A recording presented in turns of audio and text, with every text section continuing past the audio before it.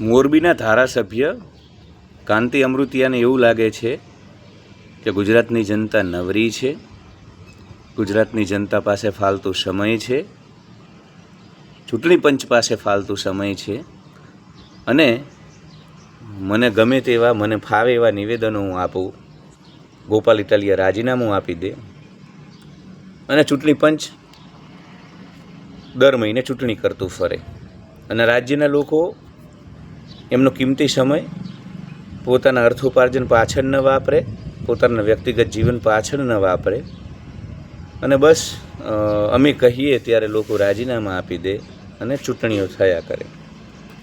તો કાંતિભાઈ અમૃતિયા, તમે નવરા હશો, તમારી પાસે ફાલતુ સમય હશે, કેમ કે રાજકારણ તમારો ધંધો છે, રાજકારણ તમારા જીવન નિર્વાહનું સાધન છે. એટલે તમને કોન્ટ્રાક્ટ મળી જતા હશે, તમને ટેન્ડર મળી જતા હશે, પણ લોકો પરસેવો પાડી અને 2 ટંકના રોટલા માટે સંઘર્ષ કરે છે.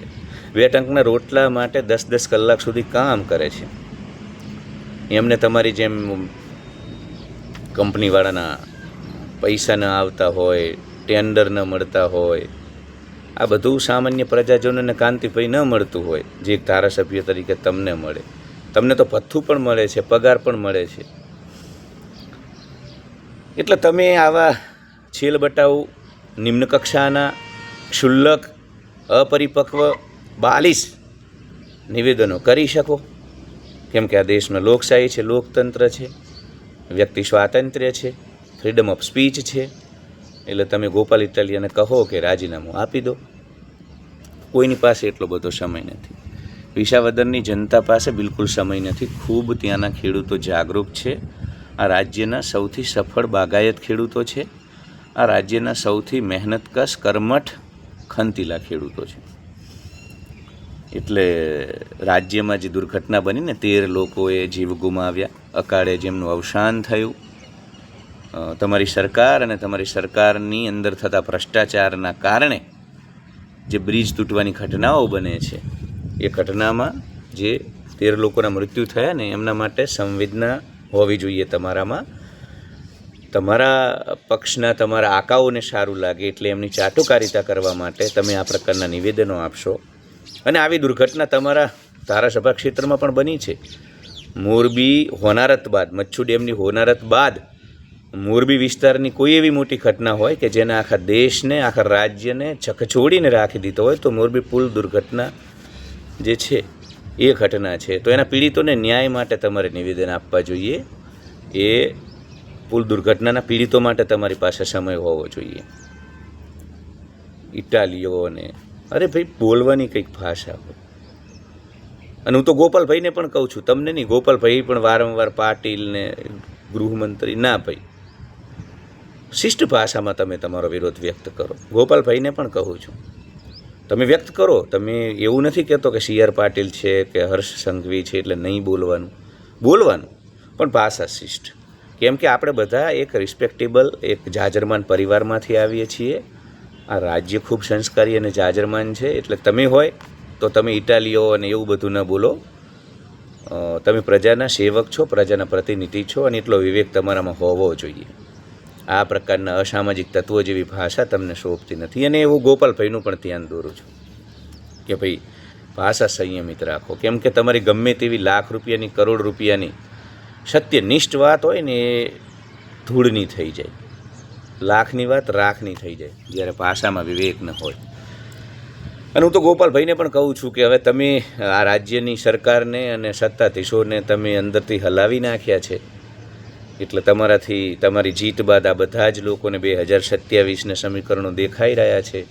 એન્ટી ઇન્કમ્બન્સી ચરમ ઉપર છે, અમલદારશાહીનો ત્રાસ ચરમ ઉપર છે, વાતો કરવાની, દેશભક્તિની, રાષ્ટ્રહિતની, અને ચારે બાજુ થતો ભાજપના નેતાઓનો ભ્રષ્ટાચાર જગજાહેર છે. એટલે આમના દાડા ભરાયા છે. આ સરકારના સમરકામની પણ જરૂર છે. બ્રિજના સમરકામની તો જરૂર છે જ. જે ભયગ્રસ્ત હોય એ રાજ્યમાં સર્વે થાય. કેમ કે લોકોનું જીવન બહુ મહત્ત્વપૂર્ણ છે.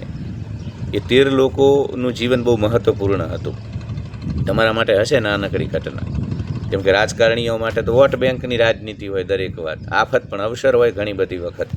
વિપક્ષ માટે આફત અવસર હોય. અને જાડી ચામડીના ભાજપના ધનાનંદ જેવા અહંકારી નેતાઓના પગ પેટનું પાણી નથી હલતું, ભલે ને હજારો લોકો મૃતપ્રાય થઈ જાય, મરી જાય.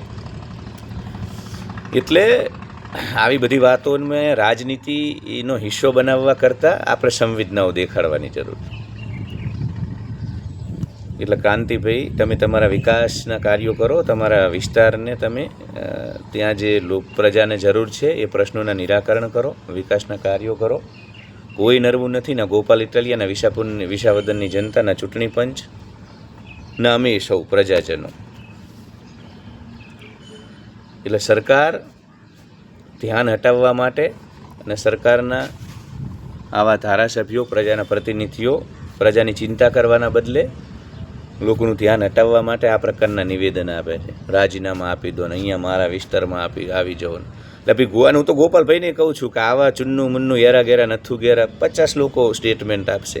તમારી જીત બાદ બધા હલબલીલા, બધાને જવાબ આપવા જશો. હાથી ચલે બજાર, કુત્તે ચલે ભોંકે હજાર. એટલે આવા બધાને જવાબ દેવામાં તમારી ઉર્જા અને અમારો સમય પણ ન વેડફો. આ તો હાર ભાડી ગયા છે, આ લોકો તો બોખલાયેલા છે. આ લોકો તો તાનાશાહી કરીને પણ, કટોકટી કાળ જેવી સ્થિતિ પેદા કરીને પણ સત્તા જાળવી રાખવા માગે છે. ચૈતર વસાવા જેવા લોક હૃદય સમ્રાટને, યુવા હૃદય સમ્રાટને આતંકવાદીની જેમ જેલમાં ગોંધી રાખ્યો છે. અને સામ દામ દંડ ભેદ તમામ પ્રકારની નીતિ રીતિઓનો ઉપયોગ કરી અહંકારી અને મદમસ્ત અહંકારમાં ચૂર ભાજપના નેતાઓ પોતાની સત્તાને ગુમાવવા નથી માગતા. એટલે આવું ઘણું બધું કરશે. હજુ તો રાજુ કરપડા ઉપર કરશે. એટલે તમે પણ પ્રજાના કામમાં લાગી જાઓ ગોપાલભાઈ. બધાને જવાબ ન આપી શકીએ, એક જ શરીર છે આપણી પાસે, બહુ લિમિટેડ કલાકો છે દિવસમાં, 12 કલાક. એનો મહત્તમ ઉપયોગ પ્રજાના હિત માટે, વિસાવદનની જનતા માટે ઉપયોગ કરવાની જરૂર છે.